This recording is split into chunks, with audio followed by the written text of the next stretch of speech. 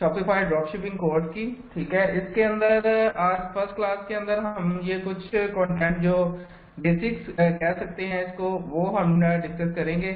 Like इसके अंदर हमारे पास पहला है कि व्हाट इज ड्रॉपशिपिंग, उसके बाद शॉपिफाई क्या है, और निच सिलेक्शन आप कैसे कर सकते हैं, यानी कि कौन से टॉपिक के ऊपर आप स्टोर बना सकते हैं। ठीक है, फिर उसके बाद स्टोर का नेम अगर आपने रखना है तो क्या रखना है।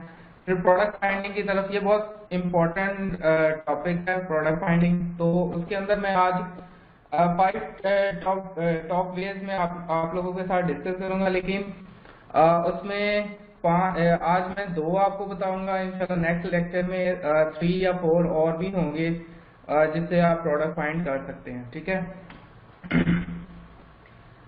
कि ड्रॉप शिपिंग एक्चुअली में है क्या। Drop shipping it's kind of e commerce. ठीक है, आप ई कॉमर्स ही कह सकते हैं इसको, कि ई कॉमर्स क्या है कि आप एक स्टोर बनाते हैं या आपकी कुछ प्रोडक्ट है तो आप उसको सेल करना चाह रहे हैं डिफरेंट कंट्रीज के अंदर या डिफरेंट सिटीज के अंदर या लोकली, जैसे भी है वो ई कॉमर्स कहलाता है। और ये ड्रॉप शिपिंग जो है वो एक ई कॉमर्स की ही टाइप आप इसको कह सकते हैं। लाइक इसमें होता क्या है कि ई कॉमर्स के अंदर आप करते हो कि आप बाय करते हो, ठीक है, लेकिन ड्रॉप शिपिंग के अंदर क्या करते हो, इसमें आपको प्रोडक्ट बाय करने की जरूरत नहीं पड़ती। आपने सिंपल क्या करना है, प्रोडक्ट को लिस्ट करना है अपने स्टोर के अंदर, और उसकी आपने प्राइस मेंशन करनी है और उसको सेल करना है। ठीक है, और जब ऑर्डर आएगा तो ऑर्डर आएगा, आपने क्या करना है, डायरेक्ट सप्लायर से उसको आपने शिप करवाना है।